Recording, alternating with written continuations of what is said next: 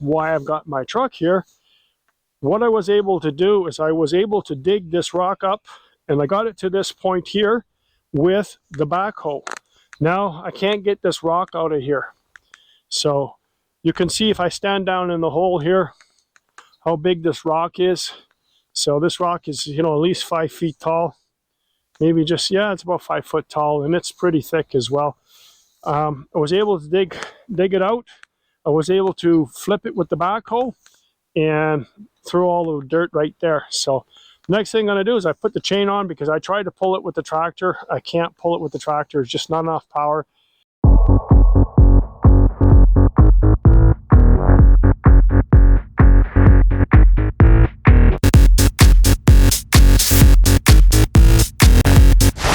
Hey guys, today basically I've been working on rocks, pulling them out of the ground.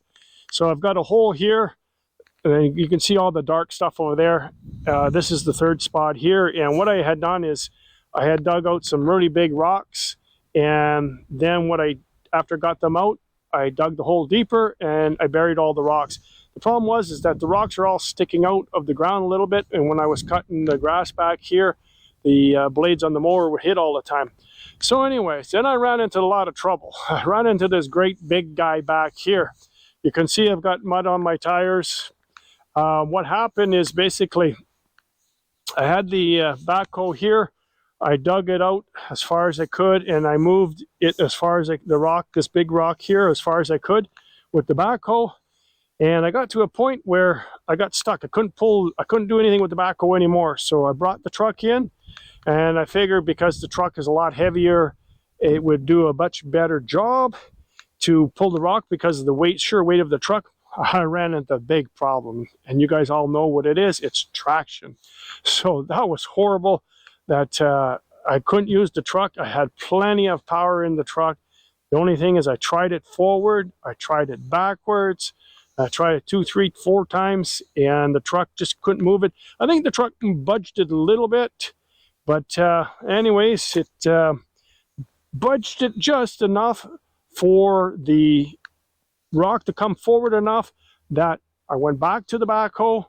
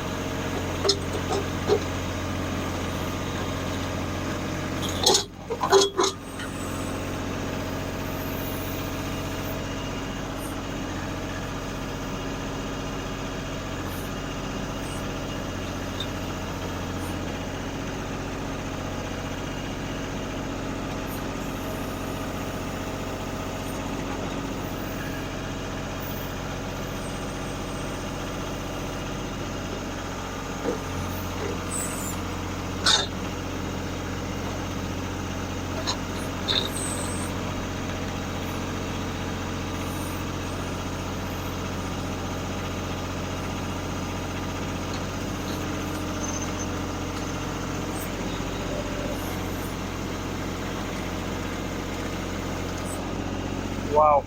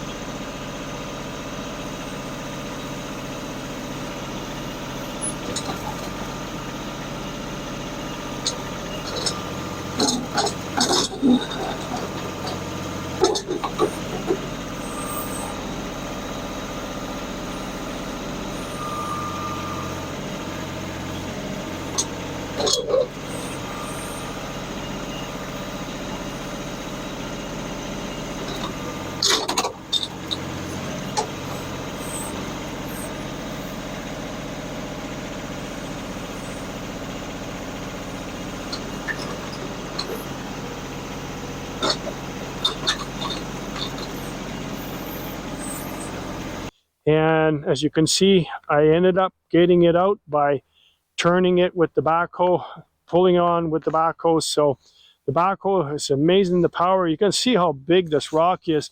I don't have anything to measure here, but if you come around on the side here where I am, you come to the back side, you can see this rock is, I don't know, 6 feet across. Anyways, and it's thick, it's heavy. So I'm amazed that it came out with the backhoe. I've got it out of here. So the next thing I have to do is decide whether I want to dig the hole deeper and then bury this big guy, just push it back in. But I think what I'm going to end up doing is I'm just going to drag this rock away, and I'm going to bring more dirt, because I feel like the other rocks were fine to put back in the hole. But this one, I'm afraid if I push it in, and if it turns crooked or something on me, I'm not going to get that rock, you know, seated so that I can get the nice level of soil across. This rock right here, again, there was another big rock. There was only this part here on the edge, like this kind of part here, sticking up like a sore thumb, and would always hit my lawn tractor blades. So I don't want any more damage on that. And it just makes it easier. I don't have to come with the whipper snipper now to trim around the rock all the time. The rock's going to be all right out of here. So anyways, guys, that was a whole lot of fun for me. One thing I like to say is appreciate you watching. If you have enjoyed this video, please give us a thumbs up. Once again, thanks for watching, and we'll see you next time on Gelling Outdoors.